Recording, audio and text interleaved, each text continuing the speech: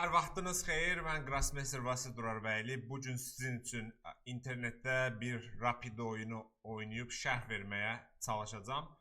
Adətən internetdə insanların çoxu rapid oyunundan yayınırlar. Müxtəlif səbəblərdən dolayı, əsasən Blitz oynayırlar. Amma bəzi insanlar rapid oynayır və ümidvaram ki, rəqib tapa biləcəm. Bir izləyici çox xahiş elədi ki, rapid, tək bir neçə izləyici hətta deyəlim, xahiş elədi ki, bir dənə rapid oyunu oynayım və şərh verim sizin üçün. Belə də edəcəyəm. Rapid oyunu oynarkən ideyalar və hər şey haqqında danışacaq. Görək qarşımıza kim gəlir. Bəli, 2400 reytingli bir şahmatçıya qarşı oynayıram. Y4 gedişi ilə başlayaq. Y4, Y5, AT3, Y5 xanasına təzyiq göstərir. Burada isə rəqib AT6 gəlir. Burada bir neçə dənə variant oynamışam. D4 oynamışam, at Y5. Yəqin ki, at Y5-i təkrar edəcəm. Vuraq at Y5. Rəqib vəzir at Y4, vəzir Y2. Vəzir Y4. D4 vurduq Y5-i. Bu oyunda, bu debütü mən Eltat Səfərliyə qarşı Azərbaycan çempionatının yarım final mərhələsində 2023-cü ildə oynamışdım. Orada Eltac məni bu variantla bir növ sürpriz hazırlamışdı, amma qəribə bir şey oldu. Ondan elə bir ki, 2 oyunluq matç oynuyorduk ağ-qara. Və onun qara ilə oyunlarına baxanda diqqətimi çəkdi ki, ona qarşı kimsə bu variantı oynayıb və Eltac üstünlüyü ala bilməyib. Buradan yola çıxaraq belə bir fikrə gəldim ki, ola bilər, niyə görəsən, bilmirəm, hardan ağlıma gəldi, necə gəldi. Birdən fikirləşdim ki, çox mümkündür ki, Eltac həmin variantı oynayıb mənə qarşı sürpriz eləsin. Yəni, Eltac ümumiyyətlə fikirləşəm ki, rəqibi təəccübləndirməyi xoşlayır debütdən. Və belə ehtimal var, onda bir qədər hazırlanıb maraqlı bir ideya tapmışdım. Səhv eləmirəmsə, bu arada Aronyanla oyunda gedişlərin sırasını səhv saldım. Deyəsən, atı D4-də birbaşa gəldim. Amma mənim ideyam budur ki, at D7-də oynuyorlar burada. Və burada at D4 gedişini gəlirəm. Adətən əvvəllər, yəni yeganə desəm mən oynamışam burada at D7-yə, at D4. Bu oyunda da təkrarlamağı fikirləşirəm. Rəqib isə fikirləşir, görək nə edəcək. Hal-hazırda at gedir burada. Atın az qalmışdı elə yayın bu videonu yayın vaxtı etmirəm. Yəni YouTube kanalı üçün çəkirdim. Buna at top ora gedə bilərdi. At D7 gəlsəydi rəqibə o an. Primov deyirlər ingilis dilində, yəni öncədən gediş olur. Az qalmışdı ki, elə oyunu burada sonlandıraq. At D4 gedişi. At D4 gedişi ilə mən at F5-ə işarə eləyirəm. Həm də nəsə fərq var idi. Yadıma gəlir ki, bu gediş məndə yenilik kimi idi. O vaxtda rəqib burada top Y8 gəlir. Bəlkə də atımın B5-dən ayrılmağından istifadə eləmək istəyir bu gedişi ilə rəqib. Burada maraqlı top Y8, şah Y8, fil C4 gələ bilərəm. Ya da top Y8, şah Y8, at F5 o da var. Onda J6 gəlir. Fil C4 gəldi.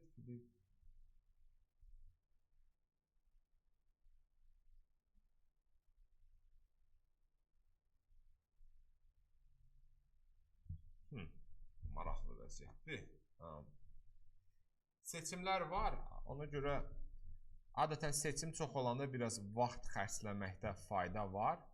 Burada fil D3 gedişi də belə gözmə dəyir. Fil C4 və at top Y8, şah Y8, at B5 gedişi də var.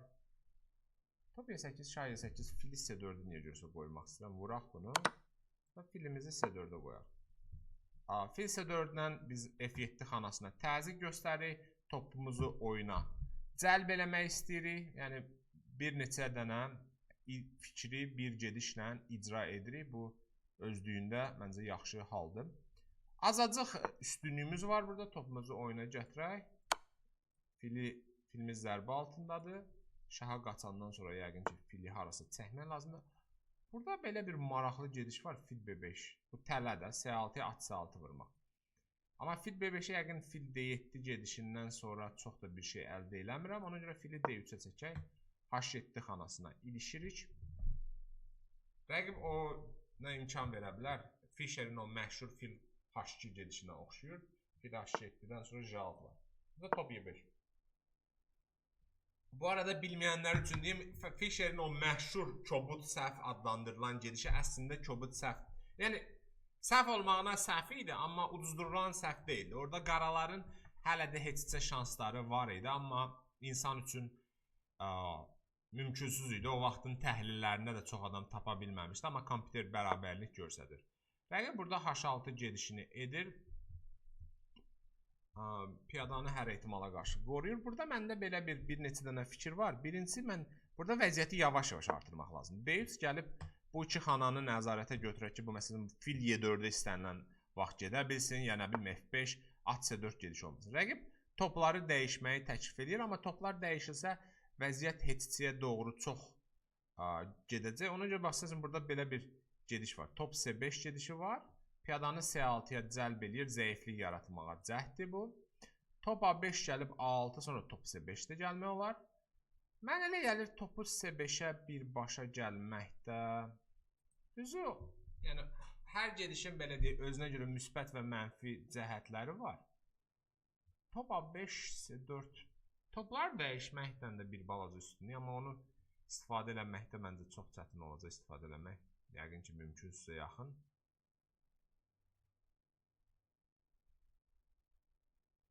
Məncə burada topu C5-ə gələk, bu piyadaya ilişək.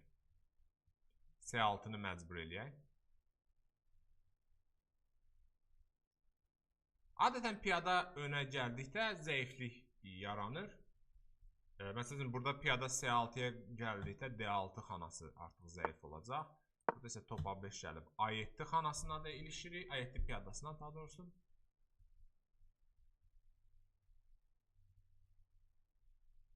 Rəqib maraqlıdır burada görürsən, at C8 gəlmədi. Artıq belə deyək ki, bir növ top burada işini gördü və atı D5-ə gəlmək istəyir yəqin ki, rəqibim. C4 gəlib onun qarşısını almaqda fayda var sanki. C4 gələk, at B5 olmasın. At C8-dən bura keçsin olar. Online şahmatda bir də yəni blitz oynamamaqda əsas səbəblərdən biri insan biraz çəkinir ki, rəqib kompüterdən istifadə edə bilər, qoşa bilər. Yəni bu ən əsas online şahmatın bəlalarındandır ki, heç vaxt etibar yoxdur. Ona görə çox adam deyir, yəni məsələn blitz oynamaqdansa, rapid oynamaqdansa da blitz oynayım. Orada məsələn kimsə qoşsa da adamın çox da əhvalı təlx olunur. H4 burada daha çox ərazini zəbt eləmək üçün oynanılan gedişdir. Sonluqda ümumiyyətlə ərazi ələ keçirməkdə məntiq var. Məsələn, burada piyadanı H5-ə qoyub sonra atımızı F5-ə yerləşdirə bilsək, böyük bir üstünlük hesab edilə bilər. Rəqib atını geri qaçır. Buradan at bura gəlmək istəyir. Yəqin ki, o gedişdən mən çəkinməyəcəm. Burada H5 gəlib bu xananı nəzarətə götürürük. At D6 gələndə isə bir dənə F3 gəlirik. F3-ün məqsədi nədir? At Y4 şahın önünü kəsdik. Get-gedə görürsünüz ki, daha çox xanaya nəzarət edirik. Ərazi üstünlüyü ələ alırıq. Yəni sonluqda bu az önəm kəsb eləmir. Burada rəqibin atını belə gəlib C5 gəlib dəyişə bilərik. Amma birinci yəqin B4 gedişini gəlmək olar. B4-ün məqsədi nədir? B4-ün məqsədi odur ki, topumuzu A3-dən geri gətirəndə o qədər böyük problem olmasın. Hələ ki fikirləşir. Rəqib də şahını desin D8-ə aparmaq istəyirdi. Məntiqli davam yoludur. Rəqib bu arada yaxşı oynayır.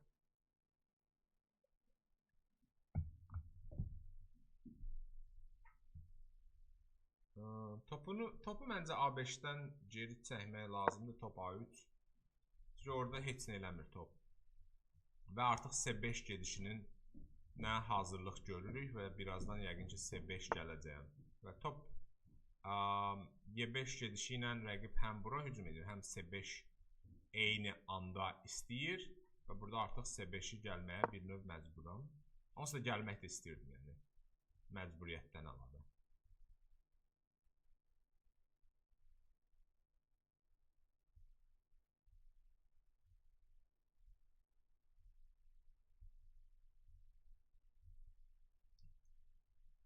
Bu giriş varmı?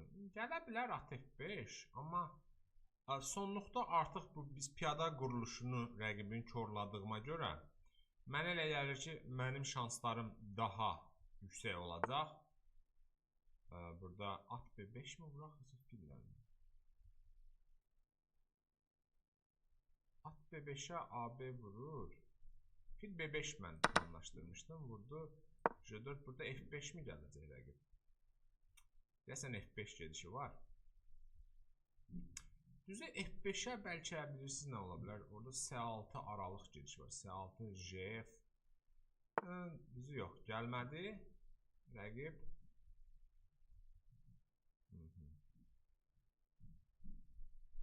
Burada şahı bura gətirmək istəyir deyəsən. Top Y3 dəyişdi.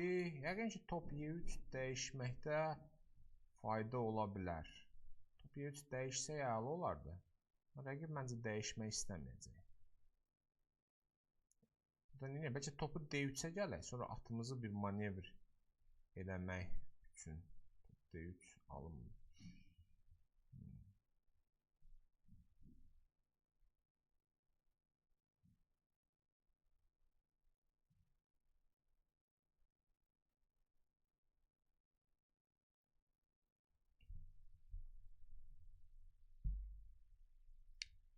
Topumuzu Y3-ə gələk. Başqa seçimimiz yoxdur, mənə elə gəlir. Burada şah F6 gedişi gözləyirəm rəqibdən.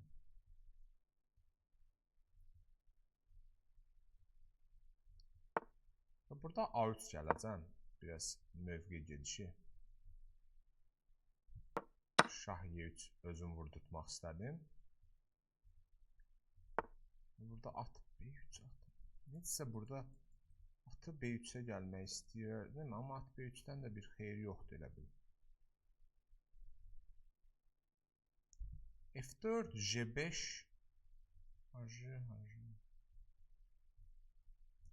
F4 gələk burada və J5 qoyaq. J5 imkan versə də təbii ki. Deyəsən bu gedişi gələ bilər. J5 gəldi.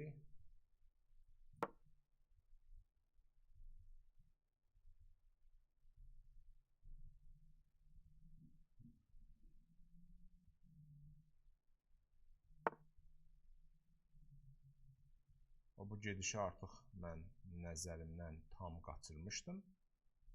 Yaxşı ki, o qədər də problemli deyil, çünki burada at B3 gedişi var. At B3 də elə bir yarıya dərman deyil. Deyəsən at B3 amma gəlməliyəm. Bunu vuranda artıq ata 5 bu piyadanı götürək. Burada görürsən JH mı əlavə edeyim, eləməyim mi? Yəqin eləmək lazımdır. JH vuraq, sonra ata 5 gələk. Artıq B7-dəki piyadanı götürmək istəyirik. Rəqib kimdir? Belə, baxaq. Adı yoxdan mı ola bilsin ki, yaxşı şahmatçıdır. Nəysə, vuraq bunu. Atı D6-ya gələk, F7-ni vurmaq istəyək. Görək, bu F7 piyadasını necə qoruyur rəqib?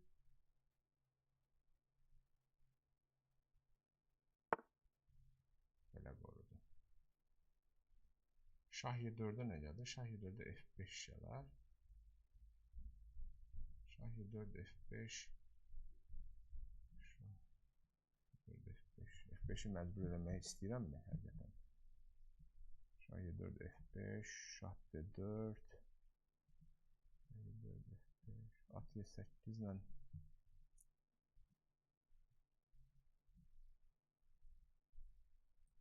At Y8 gələ, indi at C7 istəyirəm.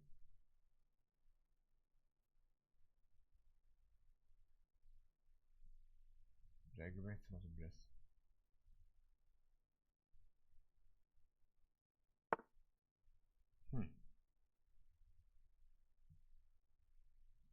Yəqin bu piyadanı niyə verdi mənə? Yəqin deyir ki,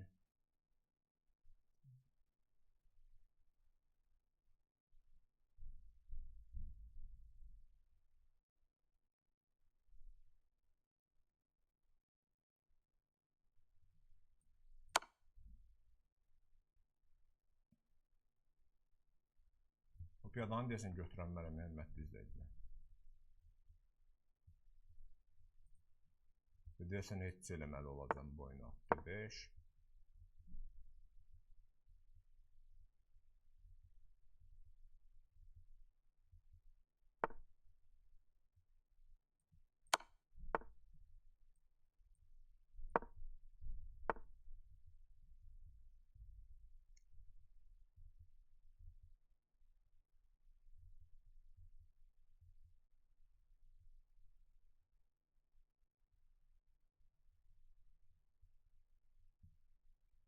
Heç canmı eləmək istəmirəm. Düzü, məğlubiyyətə zorlaya bilərəm vəziyyəti. Məğlub da olmaqdansa heç yaxşı deyil.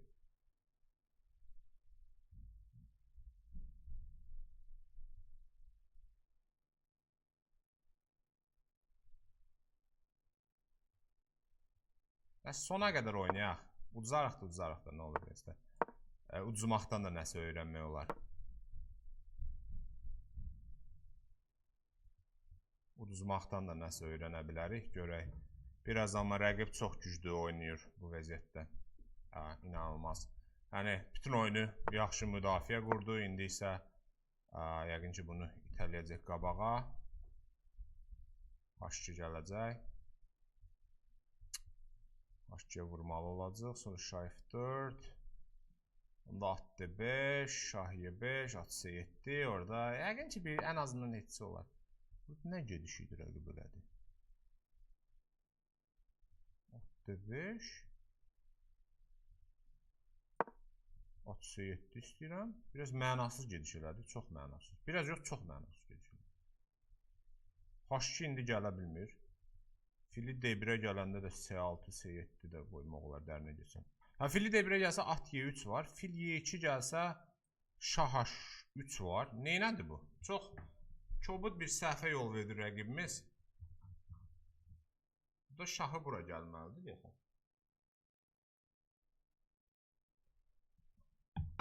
Yeganə gediş kimi görürəm. Baxa. Şah H2 vurduq. Adizi yox, belə oynadı. Bu gediş diqqətimdən yayılmışdı. Nəysə biz də vuraq A6-nı artıq. Piyadanı götürək.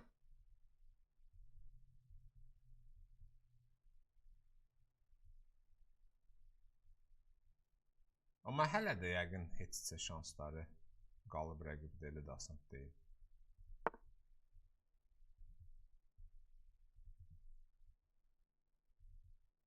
At B8 gələk, atımızı oyuna çıxartmaq istəyirik.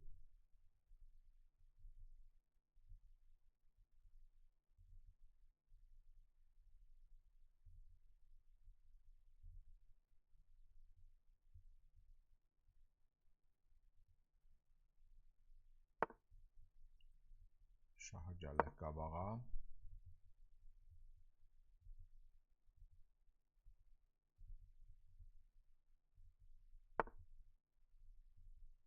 Gedişin mənası nədir? At D7. Rəqib çox yaxşı oynayırdı. Axır gedişləri belə də qəribə gedişlər edir. At B6 biraz sürətli oynamaq lazımdır.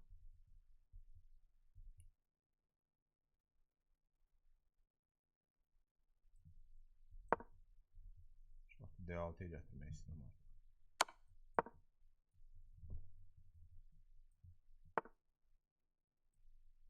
At D6 bu piyada getdi. D5.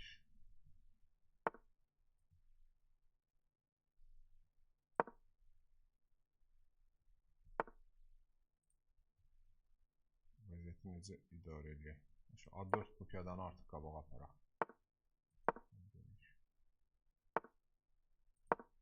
Piyadanı da götürək, artıq tam rahatlayaq.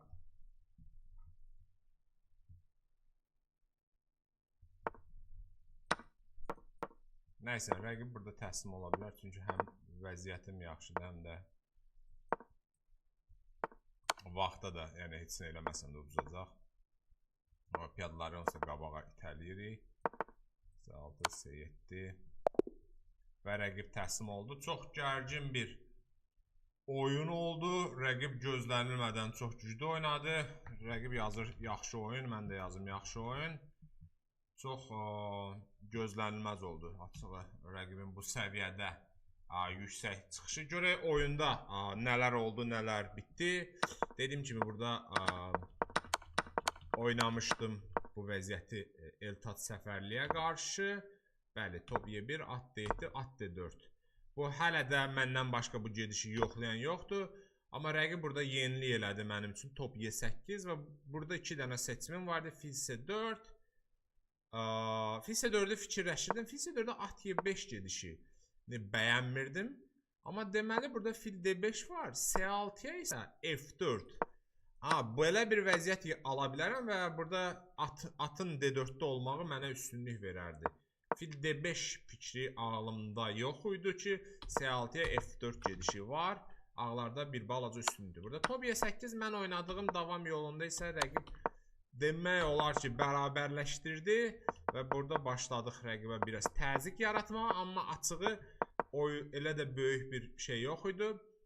F3. Burada şah Y8'ə B4, şah C7'yə bəlkə J4 gedişi ilə başlamaq lazım idi ki, top Y5 olmasın. Burada şah C7'yə artıq top A3 oynayardım. Amma top A3'ə rəqib güclü gediş etdi. Top Y5. Burada C5 gəlib bərabərləşdirmək istəyir. Ona görə imkan vermədim. Və burada şah Y7 daha bir dəqiq gediş. Oyun sonunda şahı aktivləşdirmək vacibdir. Top Y3 dəyişmə təklif edir və burada mən A3 gedişini fikirləşdim ki, çox hiləgər gedişdir, amma kompüter deyir ki, yox, bir şey deyil. Burada istəmədim top Y5 vurum, çünki şah Y5, şah Y3, şah D5'ə gördüm ki, burada at B3'ə şah C4 var. Məhz A3 gedişinin məqsədi o idi ki, burada bu variantda şah Y5, at B3'ə rəqib şah D5 gələndə artıq at A5'im olsun. Burada tempo artıq oldu. Burada F4 gəldim amma, F4, şah D5, J5, fil J4 bir anlıq nəsə gözündən yayındı bu gediş. Rəqib oynadı, at B4. Burada artıq bilməm, ya baxanlar gördü ki, bir növ Hetçə ilə barışmaq istəyirdim. Son anda qərarı aldım ki, oynayıb uduzmaq daha yaxşıdır, ən azından izləyicilər siz nəsə öyrənərsiniz da bu rapid reytinginin bir o qədər də mənə faydası yoxdur. Hərçənd bəzi yarışlarda ola bilsin ki, reytingin yüksək olmağının üstün cəhətləri var ki, rəqib baxımından zəif rəqiblər deyilir. Yüksək reytinglə aşağı reytinglini cəlb edir. H3, burada şah F2, şah bura və burada rəqib başladı qeyri-dəqiq gedişlər eləməyə. Bu gediş mən mənasız gediş kimi görürəm. Mənə elə gəlir ki, H2 gəlmək lazım idi, şah H2 və bunu vurmaq. Bilmirəm, rəqib uduşa mı oynamaq istəyir? Yəqin ki, bəxtini sınamaq istəyir. Çünki bəlkə fikirləşirdi ki, fil H5'ə onsuz da vurmalıyam və burada bir növ nəsə qazanır. Düzü başa düşmürəm. Burada H2 gəldi. Artıq açığı hələ də heç şansları var idi. Rəqib buralarda bir balaca səhvlərə yol verir deyəsən. Mən elə ki, çox buydu. Bu axırıncı kobud səhvi idi.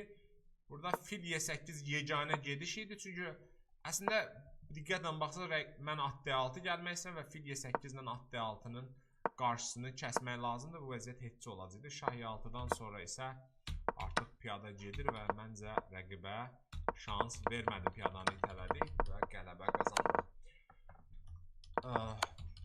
Ümidvaram ki, bu şərhim xoşunuza gəldi. Gələcəkdə də bəlkə bənzəri etməyə çalışaram. Ara bir oyun oynayıb nəticədən asılı olmayaraq öz şərhimlə sizin üçün paylaşa bilərəm. Təşəkkürlər izlədiyinizə görə. Əgər bura qədər izləyib abunə olmağı unutmuşsa, zəhmət olmasa olun və videonu da bəyənin.